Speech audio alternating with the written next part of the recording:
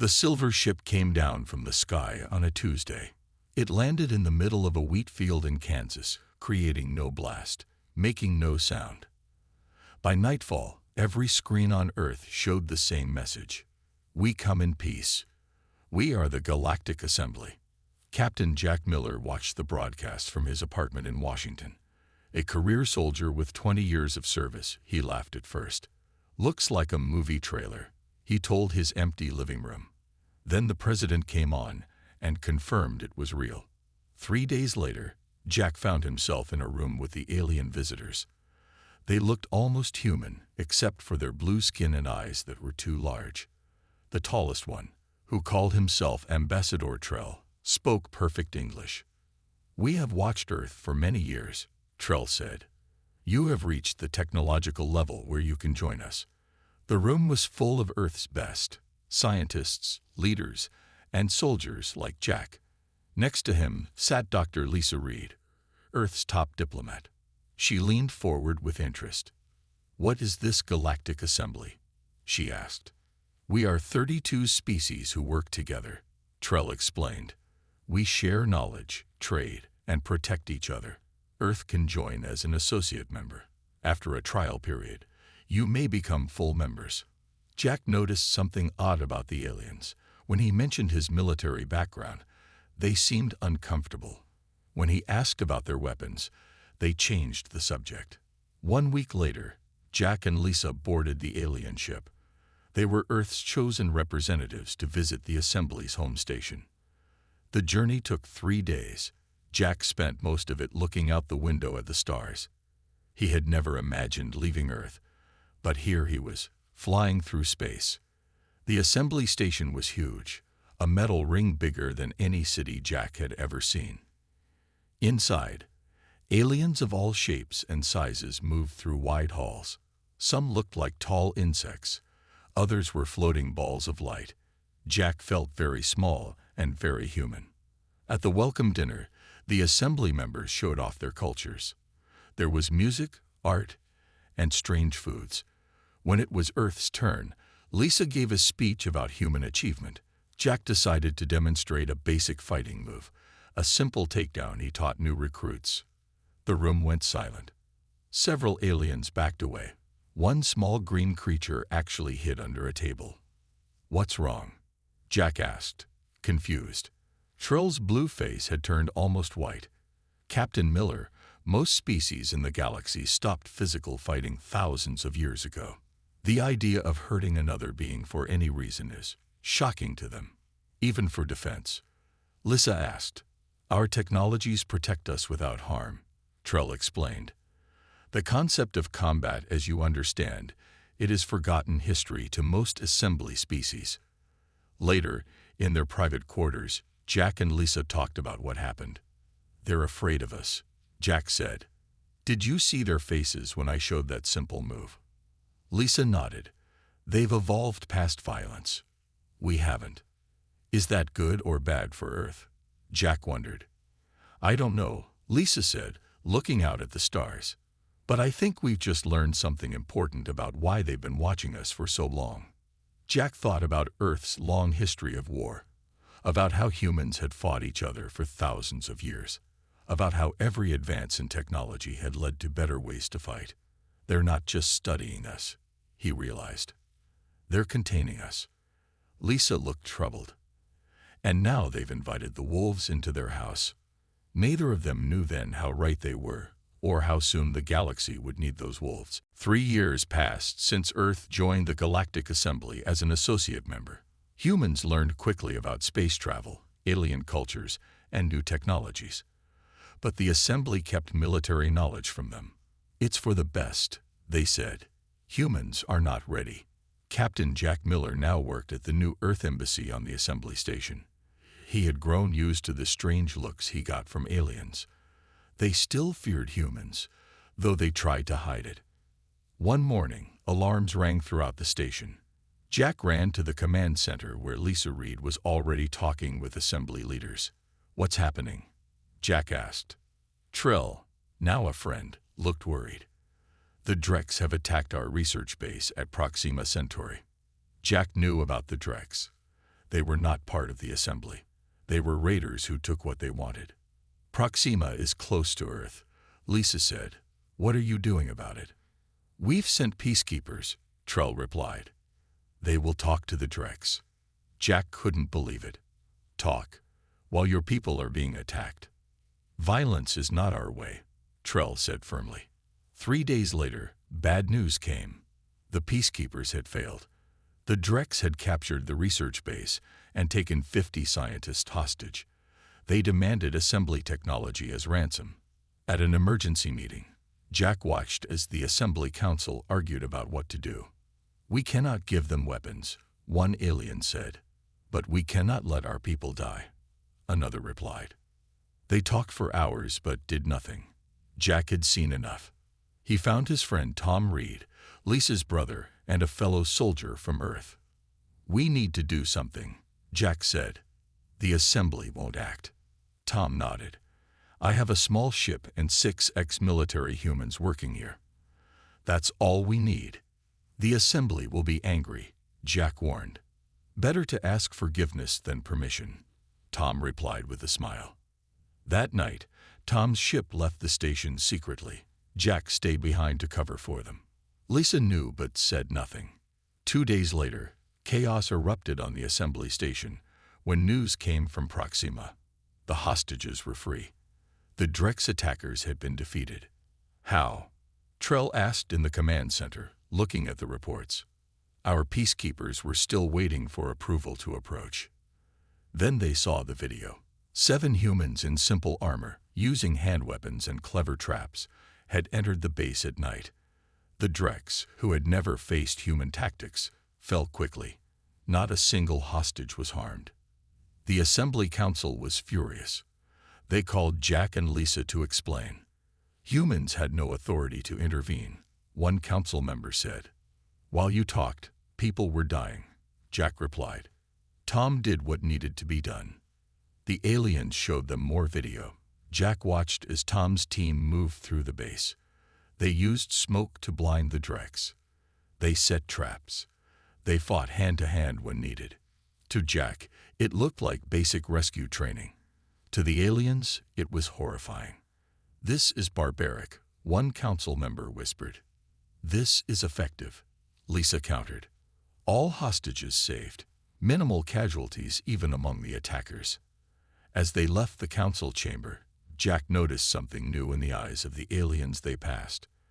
The fear was still there, but now there was something else too. Respect. They're afraid of what we can do, Lisa said quietly. But now they're also afraid of what will happen if they don't have us on their side. Jack nodded. I think that makes us both valuable and dangerous to them. Neither knew how soon the galaxy would need to choose between fear of humans and need for human warfare. A month after the Proxima incident, Captain Jack Miller and Lisa Reed stood before the full Galactic Assembly Council. The Great Chamber held representatives from all 32 species. Tom Reed and his team waited outside. We are here to discuss the human military action at Proxima, said the head counselor, a tall being with 6 arms. Many members have filed complaints. Jack stepped forward. My people saved your scientists while your council was still talking. At what cost? Asked a small floating creature. We have reviewed your tactics. You used deception, violence. You caused pain to the Drex.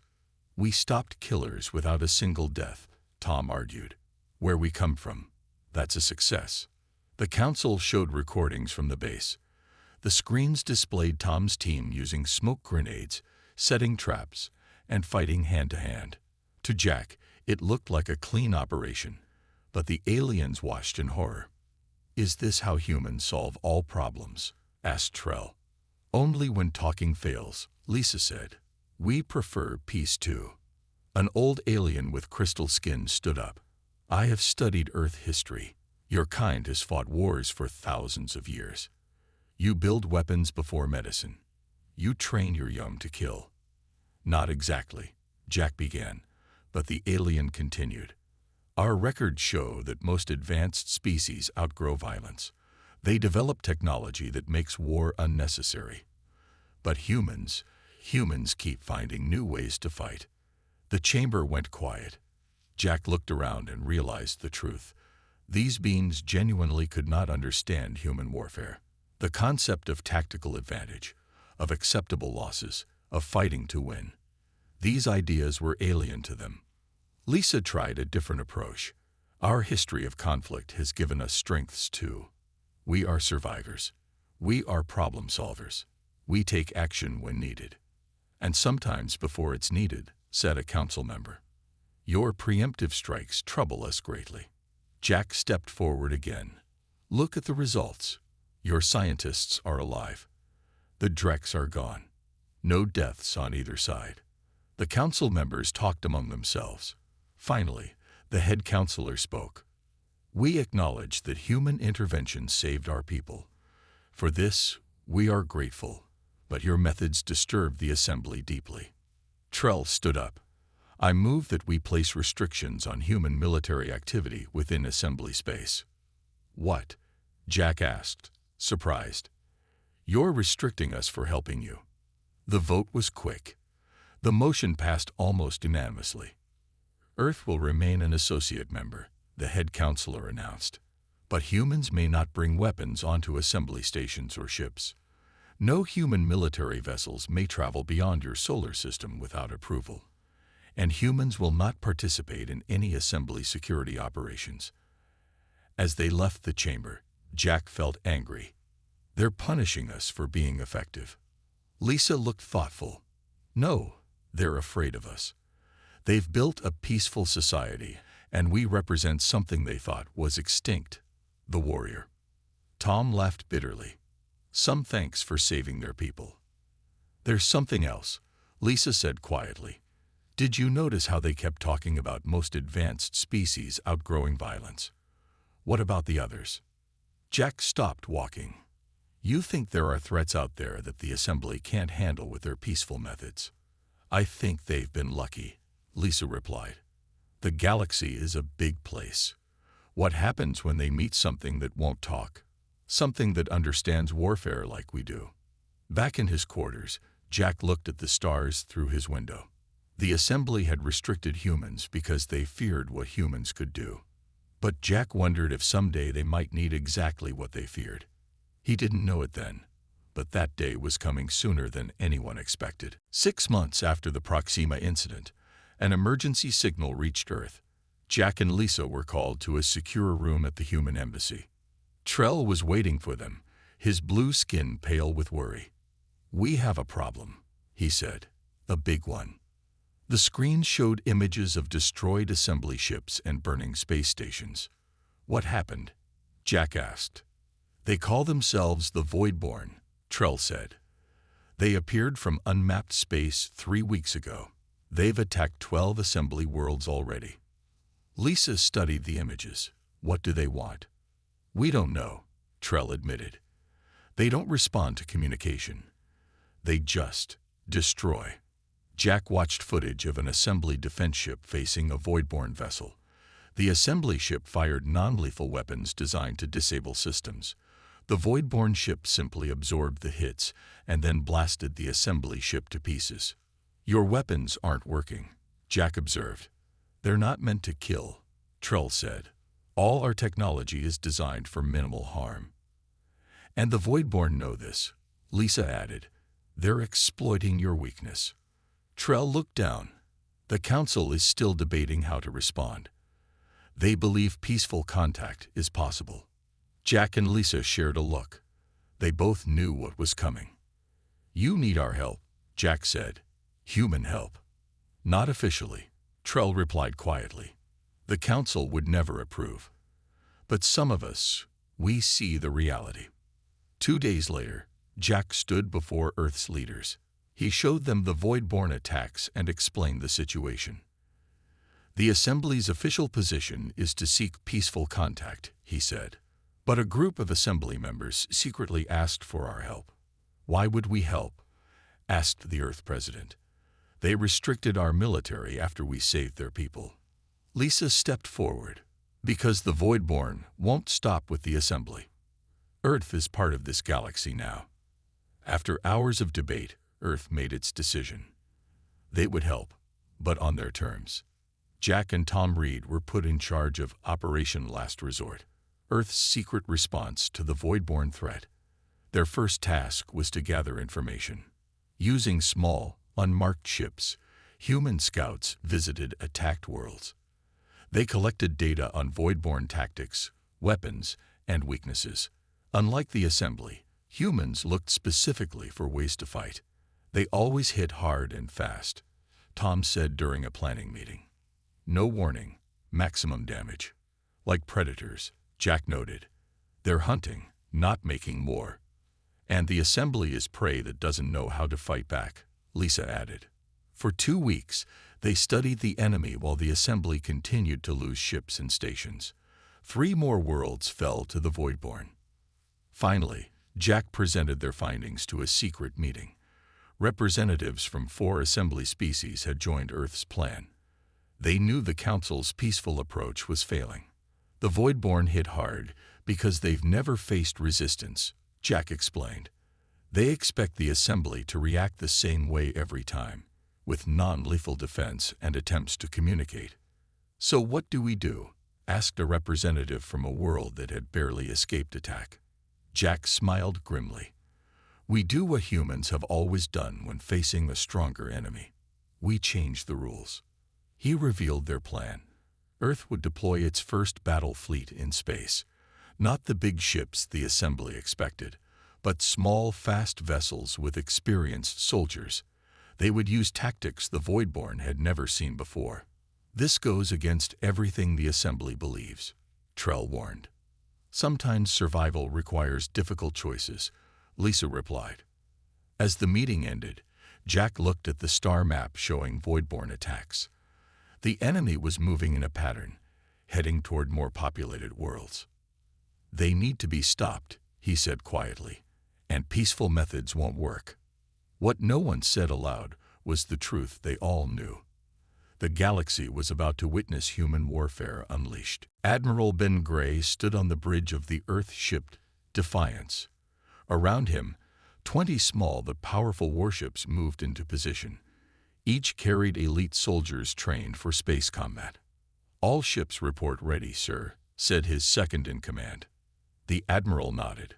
Begin Operation Last Resort. Unlike the massive assembly ships, the human fleet was built for speed and surprise. Their plan was not to meet the Voidborn head-on. Humans knew better than that.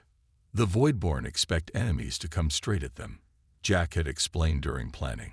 So we won't. Now, as the fleet approached Voidborn territory, they split into 3 groups. Some ships hid behind moons. Others powered down to avoid detection. A few moved forward as bait. On the Defiance, Jack watched the screens with Lisa and Trell. The plan was risky. Humans called it an ambush. The assembly had no word for such a tactic. I don't understand, Trell said. Why not attack altogether? Because that's what they expect, Jack explained. In war, you do what the enemy doesn't expect. The bait ships moved closer to the Voidborn fleet. As predicted, 3 large enemy vessels turned to attack. They're taking the bait, Lisa said. As the Voidborn ships closed in, Admiral Gray gave the order.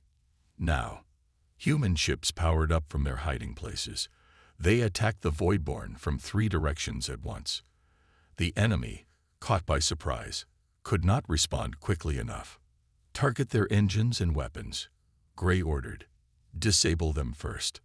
This was new to the Voidborn. The assembly always tried to communicate first.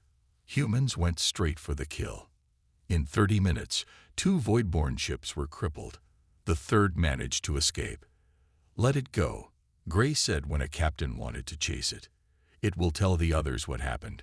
Fear can be a weapon too. Trell watched in amazement. You defeated them so quickly. Not defeated, Jack corrected. This was just the first strike. Over the next week, the human fleet hit the Voidborn again and again. They never attacked the same way twice. Sometimes they used decoys. Other times they pretended to retreat, then turned back to fight. The assembly observers were shocked by human tactics. You sacrificed 2 ships as distractions, one said. Your own people. The crews knew the risk, Admiral Gray replied. And it saved 20 other ships. This concept, sacrificing the few to save the many, disturbed the assembly deeply. After each battle, Jack and Tom studied the Voidborn wrecks. They noticed something strange. The Voidborn ships all received the same commands, Tom said. They act as one mind. Jack realized what this meant. They're controlled from somewhere. Find the control, and we find their weakness. The human fleet changed tactics again. Now they captured Voidborn ships instead of destroying them. They traced the command signals back to their source. There, Jack said, pointing to a star map. That's their control center. It was a space station hidden in a dense asteroid field. No assembly ship could navigate the dangerous rocks, but human pilots had trained for such challenges. We need to take it out, Admiral Gray said. Lisa looked troubled. The Assembly Council is already upset about our actions. If we destroy the Voidborn Center, they'll say we went too far. If we don't, Jack replied, more worlds will fall. The decision was made. The human fleet prepared for its biggest mission yet, a direct attack on the Voidborn Control Center. As they approached the asteroid field, Admiral Gray addressed his captains. Today we show the galaxy why humans are the best fighters in the universe, and also why they fear us.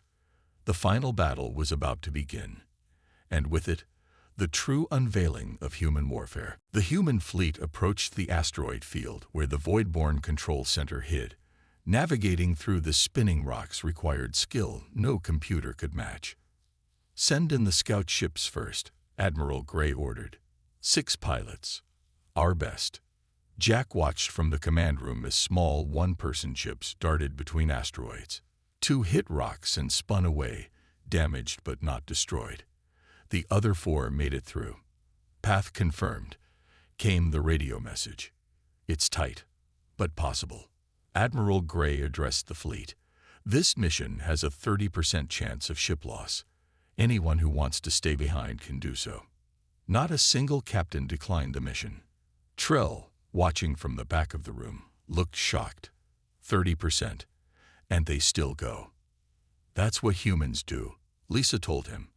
We accept the risk when the mission matters. The fleet began its careful journey through the asteroid field. They moved slowly, following the path the scouts had found. Twice, ships had to fire on asteroids to clear the way. 5 hours later, they reached a clear area in the center. There floated the Voidborn Control Station, a massive black structure shaped like a spider. All ships, battle positions. Gray ordered. The human fleet spread out in a pattern they had practiced many times. Small fighter ships in front, larger vessels behind. A tactic from ancient naval warfare on Earth, now used in space. The Voidborn noticed them. Defense systems activated. Strange energy beams shot out from the station. Evasive maneuvers, Gray shouted. The human ships moved with unexpected speed and grace. Where assembly ships would have tried to shield themselves, humans simply got out of the way. First wave, attack run, Gray commanded. Small ships darted forward, firing precisely at points Jack and Tom had identified as weaknesses. They hit, then raced away before the Voidborn could respond. Second wave, your turn. Another group attacked from a different angle. Then a third. The Voidborn defenses couldn't track all the ships at once. Trell watched in amazement. Your ships are so small. Harder to hit, Jack explained. On Earth, we learned that smaller, faster forces can defeat larger ones if used correctly. The battle continued for hours. Human ships took damage. 3 were destroyed. But the Voidborn station was weakening. We found their main power source, a captain reported. It's deep inside the station. Admiral Gray studied the scans. We can't reach it from outside. He paused, then made a hard decision. We need a strike team to board the station. Jack stepped forward immediately. I'll lead it. Tom joined him. I'm going too. Gray nodded. Take 20 soldiers, plant explosives on their power core, and get out fast. Lisa grabbed Jack's arm before he left. Come back alive. Always do, he promised. Their ship approached the station, finding a damaged section to enter through. Once inside, they moved quickly through dark corridors. The air was breathable but thin. Stay alert, Jack whispered. We don't know what we'll find. They encountered strange creatures, part machine, part biological. The Voidborn themselves. They moved like insects but had weapons built into their bodies. The humans fought their way to the center of the station. Tom set explosives around the glowing power core, while Jack and the others held off waves of Voidborn. Charges set, Tom announced. 10 minutes until detonation. Move out, Jack ordered. The retreat was harder. Voidborn blocked their path. 3 soldiers fell. Jack was hit in the arm, but kept moving. They reached their ship with 2 minutes to spare. As they pulled away from the station, Jack looked back through the viewport. This ends now, he said quietly. The explosion tore through the control station. Without its commands, Voidborn ships throughout the galaxy went dark and drifted, powerless. The human fleet regrouped. 7 ships lost, hundreds of lives, but billions saved. As they headed home, news reached them. The Assembly Council had called an emergency meeting. The Voidborn threat was over. Now humanity would face judgment for how they had ended it. The Great Assembly Hall was filled to capacity. Representatives from all 32 species sat in tiered seats that rose high above the speaking floor. In the center stood Jack, Lisa, Tom, and Admiral Gray. The head counselor spoke first. We are here to discuss humanity's actions against the Voidborn threat. Jack stepped forward. The threat is gone. 12 assembly worlds are safe. The Voidborn will not attack again. At what cost? Asked a council member. You destroyed their entire species. We destroyed their control center, Tom corrected. The ship shut down. We didn't kill them all. Lisa added, and we found proof in their station. The Voidborn were created as weapons by an ancient race. They were never meant to be free. They were programmed only to destroy. This news rippled through the assembly. Some members looked relieved. Others still seemed troubled. Trell stood up. I was there. I saw what the humans did. Yes, their methods were difficult for us to accept, but they succeeded where our peaceful approaches failed. The debate lasted for hours. Some council members praised humans for their help. Others condemned their violent tactics. You turned our space into a war zone, one said. It already was, Admiral Gray replied. The Voidborn made it one. We just fought back. Finally, the head counselor called for quiet. We must decide what to do about humanity. The vote was close. When it ended, the head counselor announced the decision. The assembly recognizes that Earth saved many lives. For this, we are grateful. But the methods humans used concern us deeply.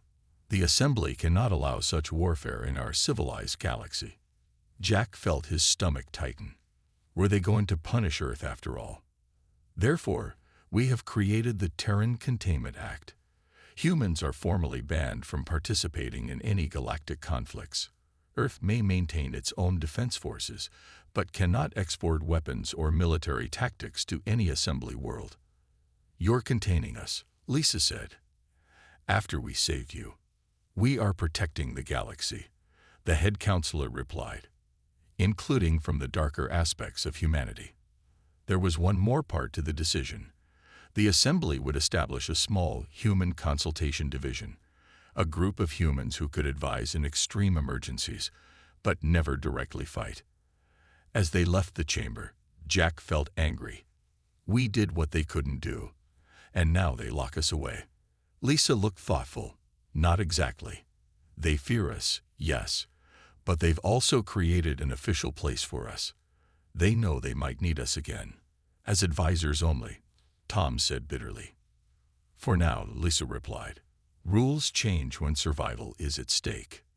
6 months later, Jack stood in the New Earth Defense Academy. The first class of students included a few brave aliens who wanted to learn from humans, despite the ban. "The galaxy calls us dangerous," Jack told the class. "They're right. We are dangerous.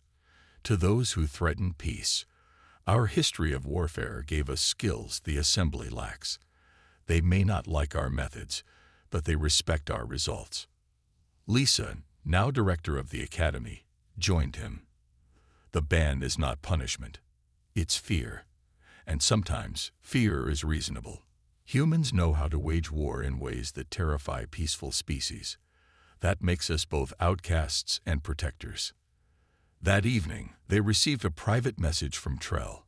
Attached was a classified assembly report about strange signals from beyond known space. Something new was coming. The final line of the report read, "Preliminary assessments suggests peaceful contact unlikely. Human consultation may be required."